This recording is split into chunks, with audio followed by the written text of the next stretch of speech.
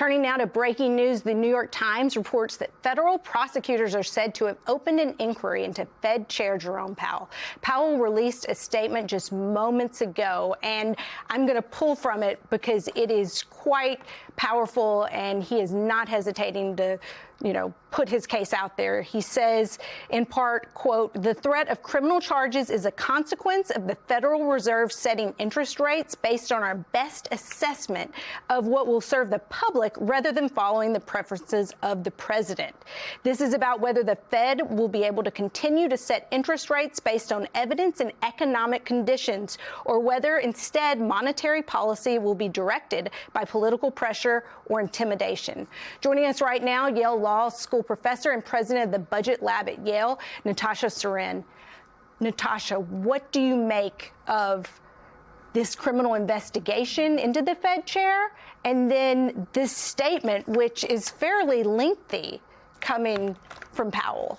And this statement is pretty striking. It's striking when you think about the fact that Jay Powell was nominated to be the chairman of the Federal Reserve by President Trump. He has served on the Federal Reserve for Republicans and for Democrats alike, and you will not find another statement like this worded by this chair of the Federal Reserve.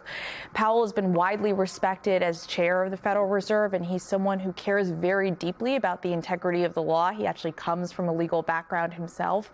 And I think he's sort of putting words to something that those of us who have been watching these trends over the course of the last many months have kind of realized, which is that this is a moment when central bank independence is on the line. It is a moment when this administration is taking actions and saying explicitly, you've heard J.D. Vance say explicitly, why should it be the case that the president doesn't have a voice setting interest rates? The sort of consequences of that type of interference in monetary policy are so problematic from an economic perspective. We know that because it has happened in this country before, that you have had a Federal Reserve that has worked to set interest rates in order to effectuate political agendas. What it comes with is recessions and high inflation for the American people. So I interviewed Jay Powell in Dallas 10 days after the 2024 election. Sorry, what year, what day is it? After the 2024 election. So Donald Trump had just been reelected.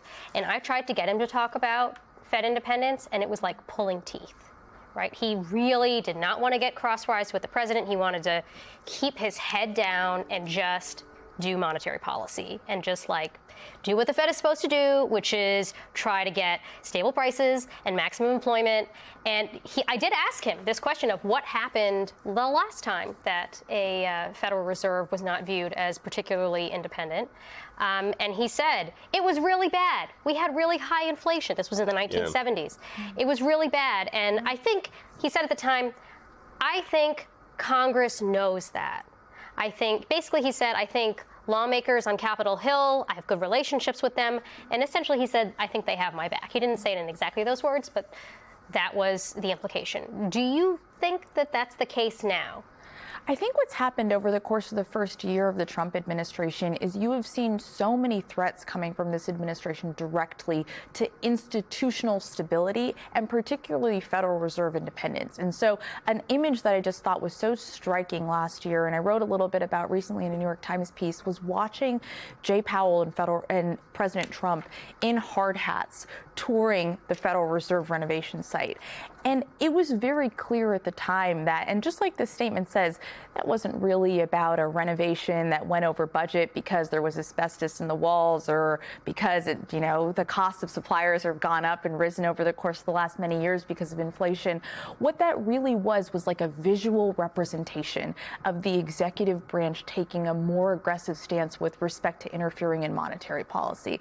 And the thing that I think is worrying is that's one case, but then watch what this administration is doing with respect to Lisa Cook, who's a member of the Federal Reserve Board of Governors, who they're trying to remove from her seat. All of this just feels like very active attempts to kind of have a seat at the table with respect to monetary policy. And I cannot emphasize enough how misguided that is. It is so misguided, it makes it much more difficult for the Federal Reserve to do its job of managing inflation and managing stable employment, a job that is increasingly important in a world of high inflation and labor market risks. If your number one issue is affordability, stop doing the thing that's going to cause more inflation.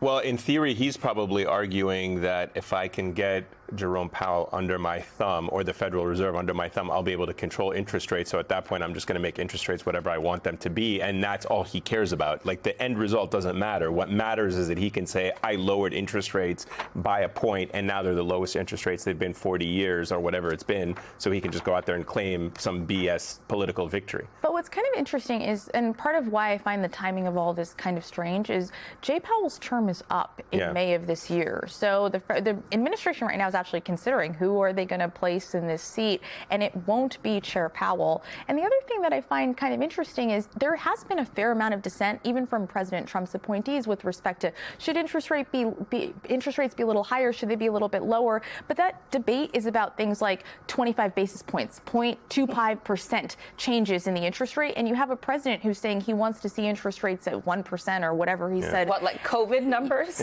Even lower. I mean, he's saying the ideas that he has put forth with respect to interest rates and where monetary policy should be in this administration aren't even shared by his own appointees to the Federal Reserve. I think Board. putting Trump aside, though, for a moment, his other appointees, the people around him, they've been in this field for a long time, like them or not. Scott Bessent didn't just show up a year ago.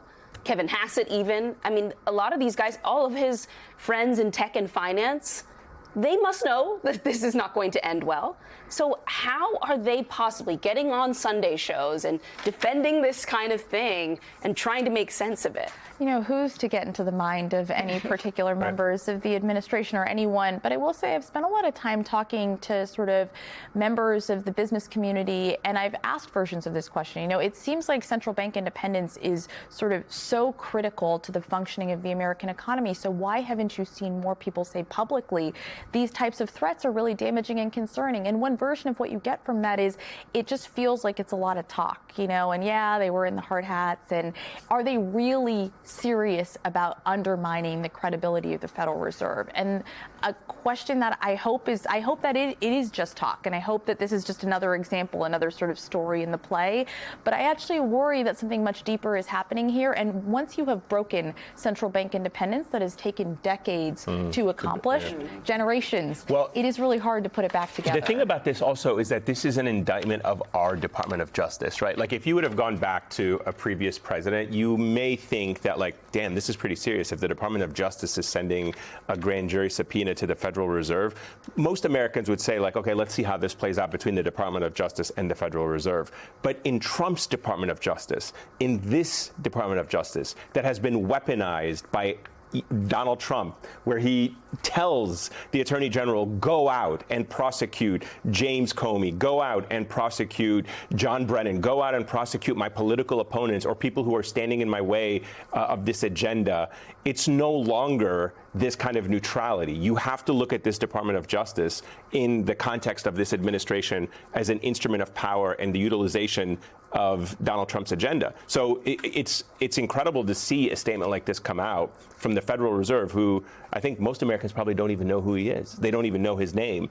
And yet the Department of Justice is now targeting him, probably at the wishes. They'll find out. They'll know his name. Yes, when we get hyperinflation, because Donald Trump this goes to hell. But and Donald Trump loves to target people that don't, bend a knee, and Jerome Powell has not. But the same questions can be raised about so many of the people that the president has and this DOJ have gone after, right? Like, I don't think that even the most hardline MAGA folks are at home being like, go after Eric Swalwell for his mortgage. Or Lisa I'm waiting Cook for those mortgages. Exactly. Like they're not stressing out about those things. Yeah. But